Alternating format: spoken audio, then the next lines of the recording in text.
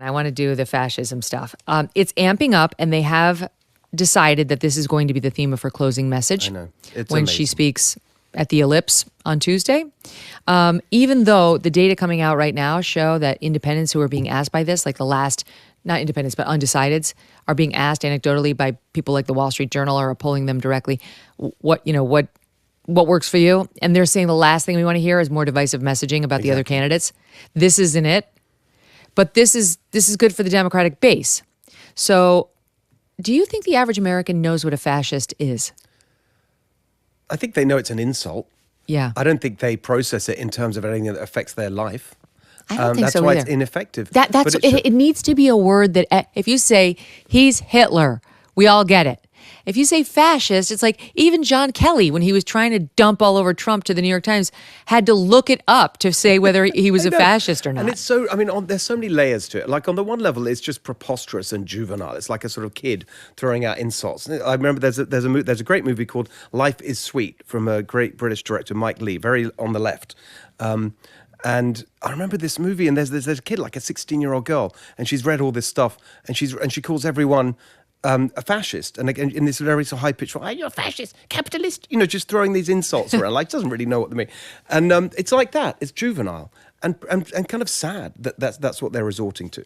But on the other hand, it's also desperate, and so you can see that everything else is failing. Well, but what do you say to your California friends when they say, he wants to unleash the military, he's calling people enemy from within, he's saying he wanted to terminate the Constitution? By the way, just a fact check on that terminate the Constitution thing. It was a tweet or Truth Social post he posted after the Hunter Biden laptop. Some of the efforts to keep it scrapped and out of the public eye were revealed, and he sent out a Truth Social post saying we should suspend the Constitution and I should be reinstated.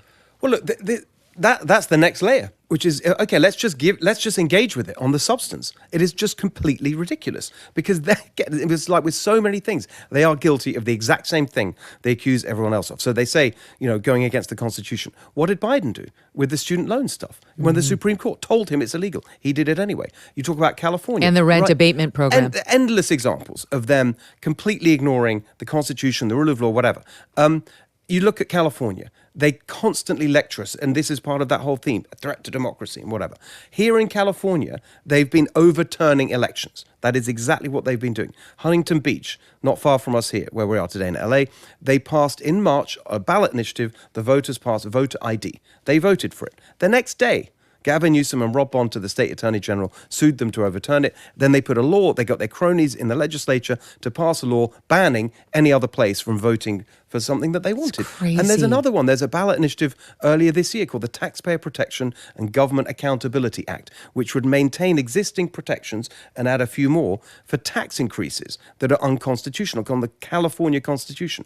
What do? They go to the California Supreme Court and bully them to take it off the ballot before the voters have even voted for it.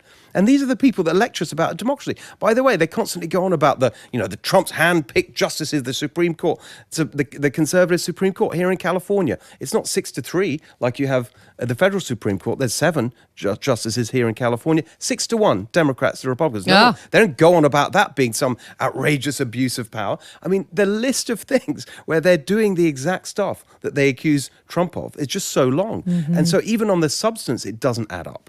But the real thing, I think, is just it's revealing about, I think, something that's really true of the left these days, which is that they really do place more. It's about the words. It's not about the reality or the practicality. As long as you say the right words, that's all that matters. They don't even think about the consequences of words and what they actually mean. So they say this stuff that's ridiculous. They're trying to scare people. They're trying to scare people that they don't know what they're going to get. They're going to get some sort of truly dangerous figure in there. But people have experienced it. That's the thing. That's the problem. They had 4 years of Trump, and actually, it wasn't any of this stuff. It was peace and prosperity. People remember, it wasn't that long ago. They remember their lives were better. And so they're saying, yeah, let's bring the good times back. So all this stuff, I think, is just going to be completely ineffective, except for people who already believe he's a monster anyway, and we're never going to vote for him.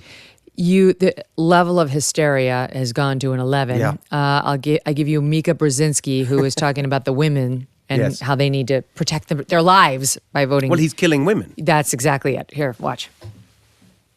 It's important as Trump's fascism is, and is the lead story every day, his cozying up to dictators, his obsession with Hitler that has now come out, what he has said about our veterans, and what he wants to do with the military against his political adversaries.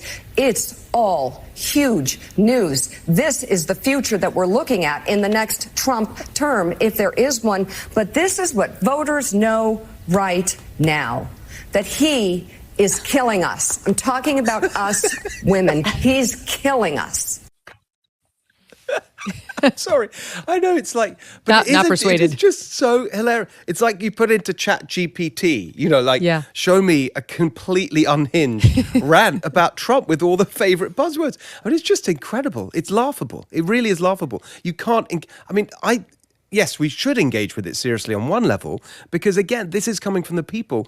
And she says this, like what on the Oprah thing, which was another disaster. But what's the big argument she makes? It's time to bring the country together. Last few years. And that's her answer about why, trying to escape accountability for the Biden years. She says, well, since Trump came on the scene, we've been so divided. We need to come together. It's all about unity. And then she comes out with this. And they don't even realize that actually you can't just separate calling Trump a fascist and Hitler from the fact that half the country's supporting him. No, that's so what does it say about them? No, that's different, Steve, because what they're saying is real. That's how they think about it. I'm pretty sure this is how they justify it in their own minds. I do want to show you this one. Harry Enton over at CNN has been, I think he's emerged as the star of this election.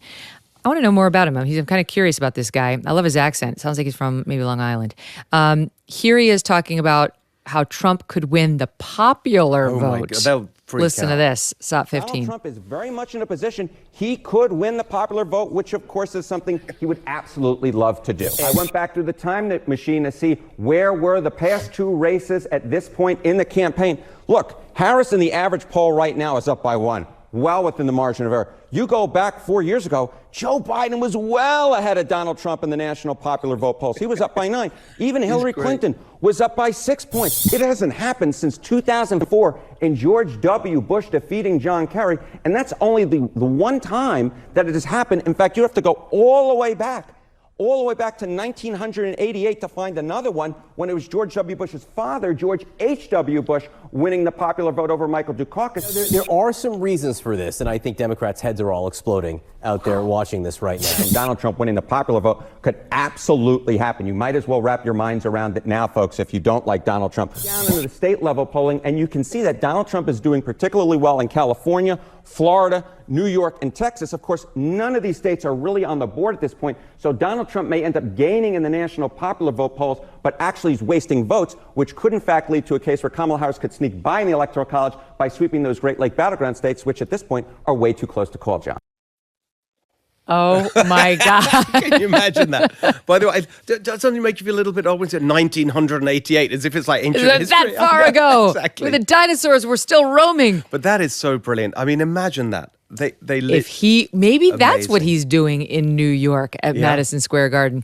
Maybe that's why she's playing defense with Beyonce in Texas, trying to keep the national vote numbers down. Not that the national vote will determine who wins the presidency, but it is kind of interesting. This is the thing. I'm on the road in California the whole time, as I mentioned. You see really strong Trump support everywhere. I mean, yesterday I was just in Santa Barbara County, Trump flags everywhere. What? The day before, Marin County, one of the bluest in the entire state of California, across the 101 freeway. I put it out on my social media. Trump signs, let's go Brandon, Okay, in New York City, where my friend is, she keeps me updated now that I moved out, they've got on the apartments and the townhouses there little fake tombstones that read like reproductive rights, the environment, like all the things that are going to die if Trump wins. So it's different. It's different depending on where you are. There is a lot at stake in this upcoming election, but regardless of who's sitting in the White House, the fuse on the economy has already been lit. Every 4 years, a conservative might win, but that's not enough to turn around the tide on our $35 trillion national debt. And if the left wins, it's like throwing gas on a dumpster fire. One thing you could do is to diversify your savings into gold with the help of Birch Gold Group. For millennia, gold has stood firm in the face of greedy governments, economic upheavals, and global strife, and it can protect you now. Birch Gold will help you convert an IRA or a 401k into an IRA in physical gold, tax-free and penalty-free, and it doesn't cost you a cent out of pocket. In the past 4 years, the buying power of the U.S. dollar has declined. Price of gold has gone up. Text MK to 989898 to get your info kit. Thanks so much for watching. If you like what you just saw, hit the subscribe button for more clips and full episodes.